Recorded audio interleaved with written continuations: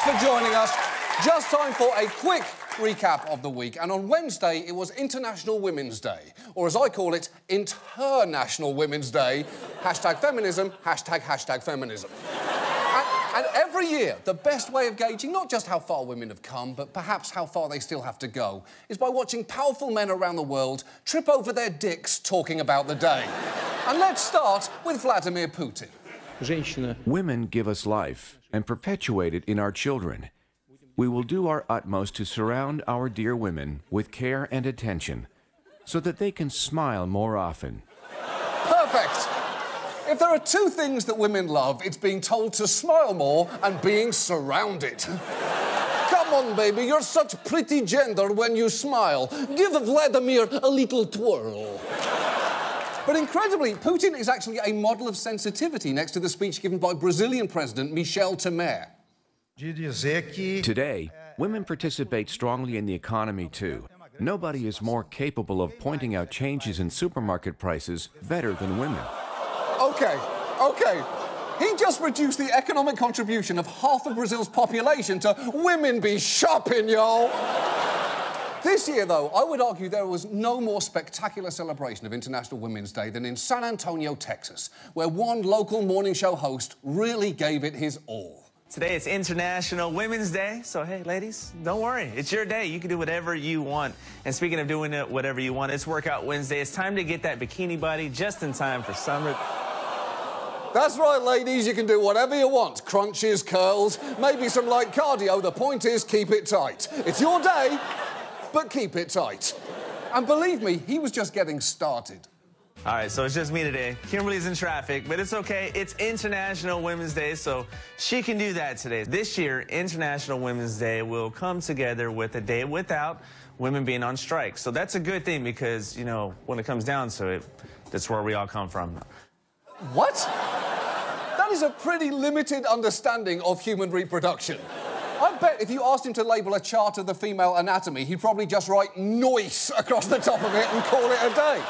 He went on and on and on. He attempted to ad-lib his way through a whole story on International Women's Day in a manner so incompetent, it really made you feel that the stuck-in-traffic Kimberly probably does most of the heavy lifting on that show.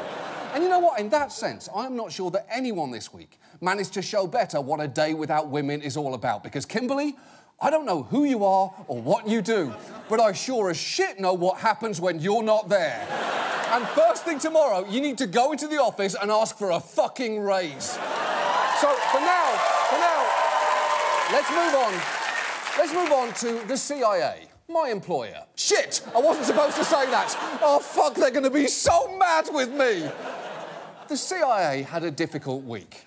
Tonight, WikiLeaks has a bombshell, publishing these documents, what could be the biggest exposure of U.S. intelligence gathering methods since Edward Snowden's leak. Well, the spy agency has become the spied upon.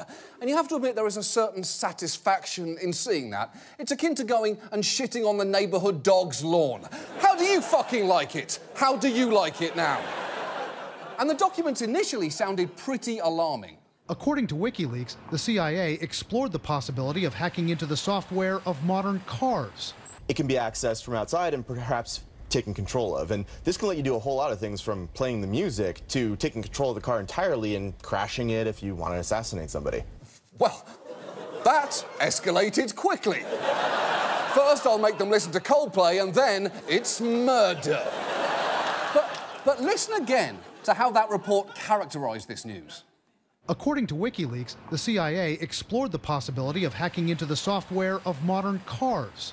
That's right. They explored the possibility of it. And that is important because we already knew that cars could technically be hacked. So it's not surprising, really, to hear that the CIA might be interested in doing that too. But exploring the possibility of doing something isn't really the same as doing it. A partial list of things that I've thought about doing but have not done includes karate, chess, guitar, becoming a wine guy, CrossFit, going vegan, learning Spanish, alpaca farming, volunteer firefighting, and being a guy with a woodshop who spends a year making, like, the perfect birdhouse.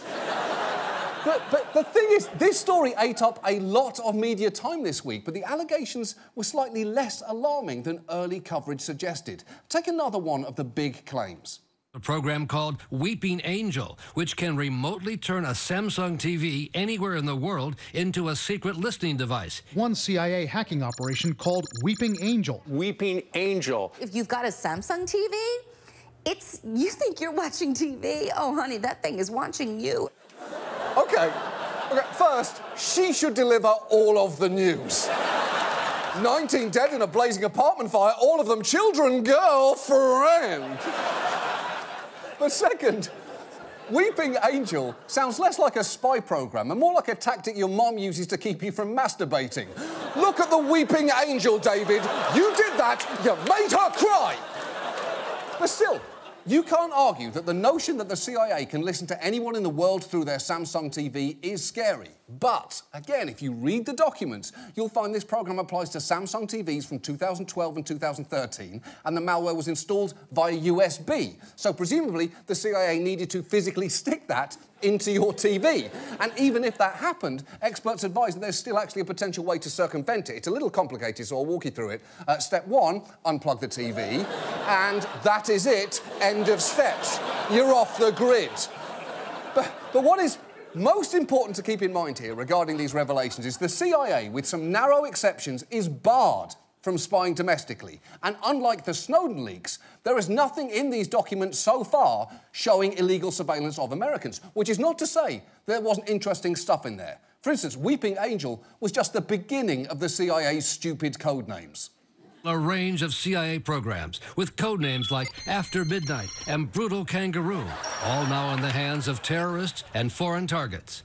It's not just After Midnight and Brutal Kangaroo, though. Other programs were called Crunchy Lime Skies, Elder Piggy, Angerquake and McNugget, which are also, interestingly, the names of a cappella groups at Dartmouth. You should really hear Crunchy Lime Skies' rendition of Raw. It is fierce.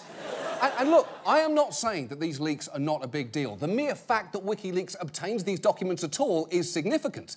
And more are apparently coming, so this story is still developing. There's really only one thing we can say for absolute sure at this point, and that is that the big loser so far is Samsung. They have had a rough couple of months. You probably remember what happened with their phones. Burning and melting. Samsung issuing an unprecedented recall of millions of new Galaxy Note 7 smartphones. Just wanted to post this and share what just happened to my Note 7. Everyone rocking the new Note 7. It might catch fire, y'all. Yeah, I mean, that's not ideal. That is the worst thing that can happen with a phone, other than someone leaving a voicemail instead of just texting you like a normal person. And it is not just Samsung's phones. Washing machines exploding. I'm always scared. Lids flying off. Samsung launching a massive nationwide recall back in November. I'm afraid to do laundry because it could hurt my kids. Holy shit! I'm afraid to do laundry is not a great review of a washing machine. However, it is a fantastic review of Jaws 5 Laundry Shark. The fact is, Samsung is having a spectacularly bad run of PR, and to cover themselves in the future, they should probably just come clean about all their other products' flaws. Hi, we're Samsung, and we understand you might be a little nervous around our products at the moment. And we just want you to know, we get it. We totally get it. And our promise to you is no more surprises. So cards on the table, here's the truth. Our phones secretly call your mom on speakerphone whenever you're having sex. Our laptop computers scream in pain anytime you touch them. Our robot vacuums will fuck your cat, and your cat is gonna like it. Oh, and here's a fun fact. Our smart TVs firmly believe that Bill Cosby is innocent. No shit. Our fitness watch is actually fine, but it does make you look like a total douche. And finally, we're just gonna level with you here. Our dryers make things wetter. I mean, we know.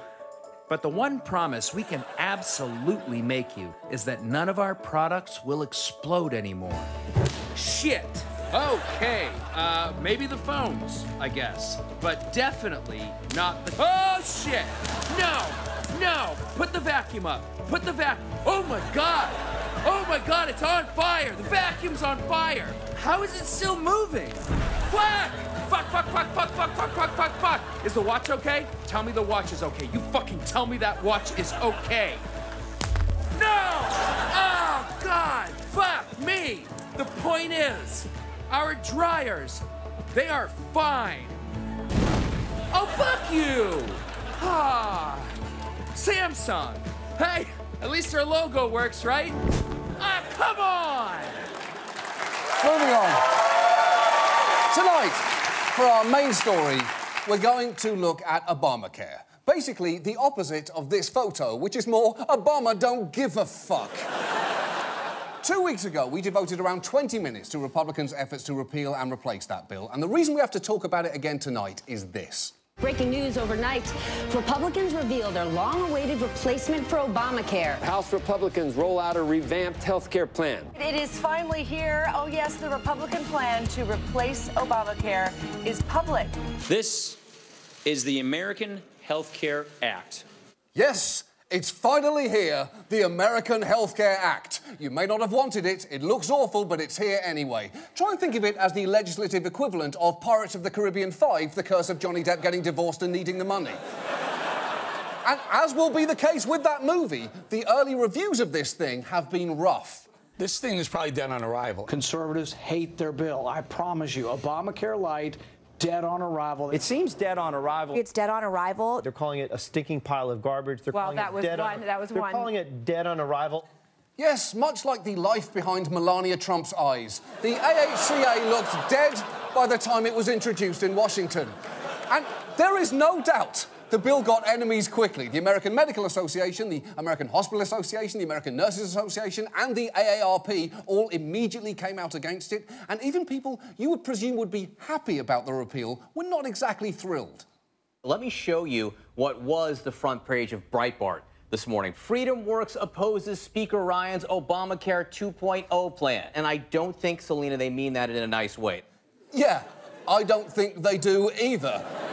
I'm pretty sure they mean it in the sense of Ryan is a beta male snowflake who needs to save space for his conservative bill kind of way. Essentially, it seems people on both sides see the AHCA as just being shitty Obamacare. The way Old Navy is a shitty version of The Gap, and the way Easter, let's be honest, should really just be called Shitty Christmas. Only 1 month till Shitty Christmas, everyone. What are you asking for? It had better be a basket full of beans, because that's what you're getting. But here's the thing. This bill is not actually dead on arrival. There is still a chance it could become law. So given that, we need to take a look at what is actually inside this thing. And let's start with one of the big changes. As we anticipated, it gets rid of Obamacare's insurance tax credits, which are based on many factors, including income, and they've replaced that with a flat tax credit based on age. Here is how it works. The proposal provides tax credits to help pay for premiums. Someone under the age of 30 would get $2,000. Someone 60 and older would get $4,000. OK, so the older you get, the more money you get. That's easy to understand. Think of it as the exact opposite of being a woman in Hollywood.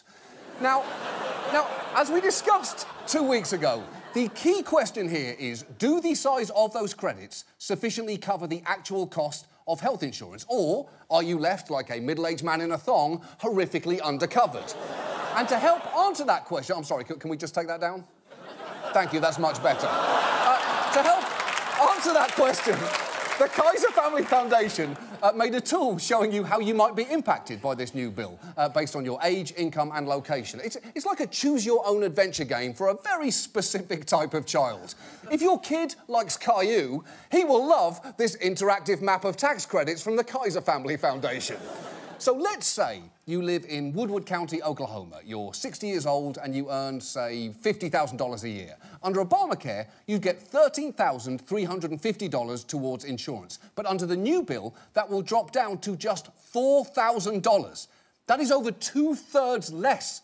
And it's not one of those 2/3 decreases that you barely notice, like when Robin and Barry of the Bee Gees died. I'm kidding.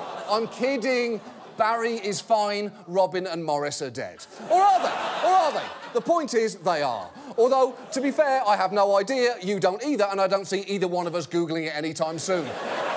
But that is really just one example. There are a lot of people who would be harmed by the switch to these flat tax credits, and experts say one thing is pretty clear here.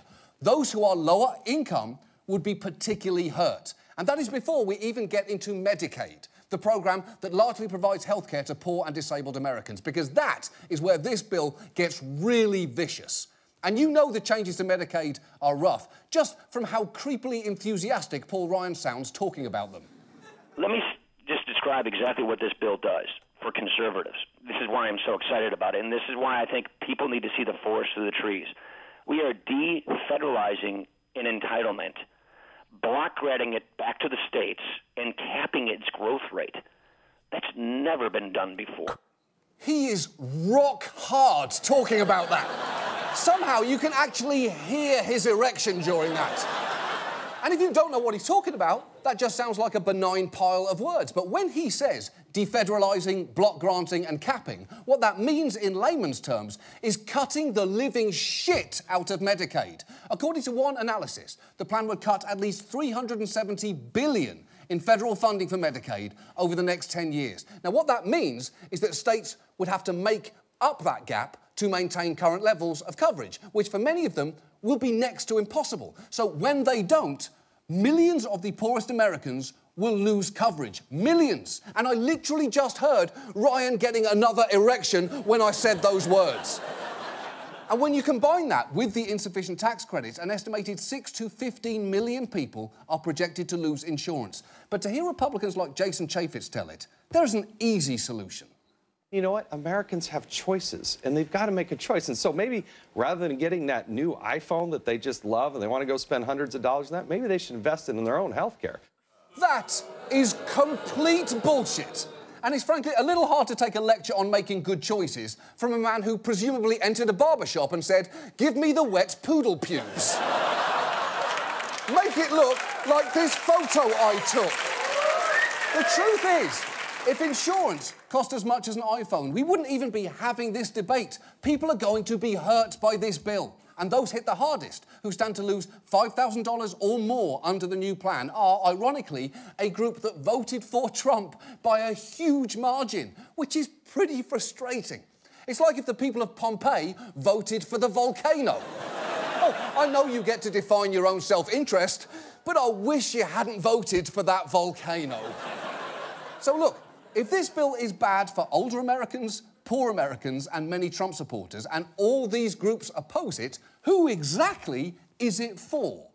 Wealthy Americans are set to get a sizable tax break under the GOP's health care bill, and the ultra-wealthy will see an even bigger tax cut. Some of those in the top 1% of incomes will get a tax break of around $33,000. Wow. Those in the top 0.1% would get an average tax cut of about $197,000 under the GOP plan. Wow, indeed. So this plan is literally taking money from the poor and giving it to the very rich. It's essentially a reverse Bernie Sanders, which is actually also the name of a sex act consisting of very aggressive fingering.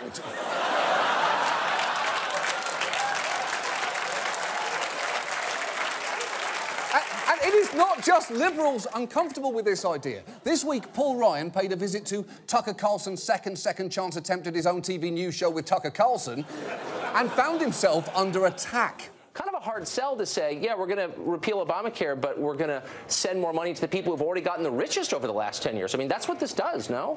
I'm not a leftist, it's just that's true. I'm not a leftist, that's true. Ryan's plan is so harsh, it just caused a 47-year-old boy man in a bow tie named Tucker to worry about seeming overly sympathetic to the poor. And before you point out that Tucker Carlson isn't wearing a bow tie, he is, just not where you can see it. And it is not just Tucker here. Many Republican governors and members of Congress have expressed real concern that this bill is going to actively hurt their states, while on the other hand, amazingly, those on the far right wing of the party, like Congressman Mo Brooks of Alabama, think it's way too generous. This far and away is the biggest welfare program ever sponsored, and quite frankly, it undermines the work ethic.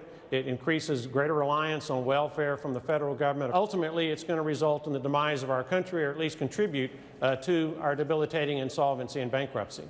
So this bill seems almost universally hated in Washington. It is truly the Ted Cruz of healthcare legislation. Fuck you, Ted. Fuck you from everybody. So So the White House clearly has a tough sales job ahead, and their efforts so far have been less than impressive. Just watch White House Press Secretary and breakout star of Bridesmaids, Melissa McCarthy, deploy some visual aids. For all of the people who have concerns about this, especially on the right, look at the size. This is the Democrats, this is us. There is, I mean, you can't get any clearer in terms of this is government, this is not. First, she's a national treasure. But second, that is the most aggressively stupid thing I've ever seen. And I just saw Jason Chaffetz suggest paying for health insurance by retroactively not buying an iPhone. And that low page count starts to get actively worrisome when you find out what they spent a decent amount of time in there focusing on. The Republican plan contains a section devoted to making sure people receiving government health care assistance who win the lottery are removed from the program in an orderly fashion. In fact, 6 pages of this bill is devoted to letting states disenroll high-dollar lottery winners. OK, so a not insignificant percentage of this bill is focused on the urgent matter of what if one poor person suddenly becomes less poor? I'm honestly surprised they didn't also have a section covering what would happen in the event of a Freaky Friday-type situation. If the Medicaid recipient Freaky Fridays into the body of an individual living above 138% of the federal poverty line, states are obligated to de-enroll recipient until recipient Freaky Fridays back, using wish or magic not otherwise specified, or Freaky Fridays into an eligible body. And yet, despite all of this, Republican leaders are ferociously trying to jam this bill through. Already, it had been introduced in the House and passed by 2 committees. And yet there is one person, though, you may have noticed I haven't actually mentioned so far, and that is Donald Trump. And the reason he's been largely absent from our story is that he's been largely absent from this story in general. Because putting aside the prop comedy of the star of Mike and Molly, the White House has been pretty hands-off with this bill. And is there really any way, deep down, that Trump has actually read this thing, given that he recently said this? We have come up with a solution that's really, really, I think, very good. Now, I have to tell you, it's an unbelievably complex subject. Nobody knew that health care could be so complicated. Everybody knew that. Everybody knew health care is complicated. Literally everybody. It is the one thing people know about healthcare. It's complicated. It's like you're saying, who knew King Tut was dead? Everybody did. He's as dead as Barry Morris or Robin Gibb, or all of them or none of them. There's no way to find out. Trump has been noticeably distant from this whole process, and perhaps nothing shows that more than how this bill is being branded. Is it by any other name? Trump care? I'll call it Trump care if you want to, but I didn't hear President Trump say to any of us, hey, I want my name on that. Holy shit! Trump is not clamouring to put his name on this bill, and he's put his name on some of the shittiest products in human history. He put his name on a vodka, even though he doesn't drink, whose slogan was Success Distilled, which was discontinued. He put his name on Trump toys, which looked like the answer to the question, if erectile dysfunction was a fabric, what fabric would it be? He even slapped his first and last names on Donald Trump Jr., a man who looks like a 6-year-old's drawing of a mean bank teller. Trump not wanting his name on the healthcare bill is like Tyler Perry not wanting his name anywhere near Jew, a Medea Hanukkah. But you know what? I can kind of understand Trump not wanting his name on this. It contains almost nothing that he promised, as Laura Ingraham pointed out this week on Fox and Friends. The Trumpism of the health care reform, the Trumpiest parts of it were transparency in pricing, competition across state lines, and even on the edges, repealing the McCarran-Ferguson Act. Where is that in this plan? Oh, I'll tell you, it's not in there. He is pushing a healthcare bill that is missing a lot of what he said he wanted, and that is the kind of top-shelf deal-making that you can read all about in his best-selling book, The Art of the... Wait, what was the deal I wanted again? Oh, I forget. Well, anyway, let's talk about how hot my daughter is, right, fellas? Va-va-boom! And Trump clearly noticed that criticism. Because shortly after the segment aired, he tweeted, "Don't worry, getting rid of state lines, which will promote competition, will be in phase 2 and 3 of healthcare rollout." And then, as if to eliminate any doubt as to whether he was watching Fox and Friends, he ended the tweet, @Fox and Friends. And by the way, it's just about that buying across state lines business. Trump and Ryan keep promising that it's just around the corner, but two things you should know. One, it probably won't lower prices. In fact, these 3 states currently allow it, but not a single out-of-state insurer has taken them up on the offer, which does actually make sense, because if you're an insurer in Massachusetts, it takes a massive amount of time and investment to set up new networks of doctors and hospitals in Maine. And that's assuming Maine even has doctors. I think it's mainly beavers with stethoscopes up there. So this state line thing is something people love to talk about in theory, but no one really wants to do in practice, like apple picking or shower sex. But the even bigger issue is, it's almost certainly not going to happen. The state lines bullshit and a lot of other things Trump has promised are not in this bill because they cannot be, as Paul Ryan well knows. Interstate shopping across state lines. We love that policy. We think it's critical. But as you well know, you cannot put that in a budget reconciliation bill. Otherwise, it could be filibustered. Exactly. He is right. For procedural reasons, this is being presented as a budget bill, which Republicans can pass with a simple Senate majority. Any non-budget-related policy change requires 60 votes to beat a filibuster, so that is pretty much a dead end, meaning that this bill is in all likelihood all Trump can get passed to replace Obamacare. So it is fucking important everyone understands what is in it, and that the something terrific that he promised, better coverage, lower costs, no one losing their health insurance, well, this bill is not it. The bill Trump is championing will actually increase costs for older, poor Americans and will cause millions of people to lose coverage. Somebody needs to explain this to him. And since he is clearly still watching Fox and Friends, we might actually be able to help here, because you might remember last month, we bought time on that show to have our catheter cowboy explain to him what the nuclear triad is. Well, saddle up, partner, for tonight, you ride again. Because think about it. Who better to tell Trump what this bill will do than someone who stands to be hurt by it? Someone in his 60s, in rural America, with an unspecified medical problem that requires constant treatment. Please enjoy this ad, which will air on Fox and Friends in the DC area on Wednesday morning. Attention catheter patients. Hi, me again. I'm a professional cowboy and I use catheters. Been cowboying for 25 years and there's 2 things I know. I don't like pain when I cath. And healthcare is a complicated business. Everybody knows that. Literally, everybody. Also, if my premiums go up and subsidies go down, I'm gonna wind up paying more. That's basic math there, fella. That's like replacing my catheter with a garden hose. I don't want that. I do not like pain when I cath. The point is, if that happens, millions of folks like me might get real angry, which is worth thinking about if you're the sort of person who really likes being popular. You get that, right? Right? You get that. Right? Right? You get that, right? That's our show. Thank you so much for watching. See you next week. Good night. How is that fucking moving? Why is it not dead? It's on fire. That's fucked up right there. Is it me? Or is that fucked up? Oh, shit. Fuck this whole thing. We are grossly irresponsible. It's coming right at me. Oh, fuck this. I can't even believe I agreed to do this.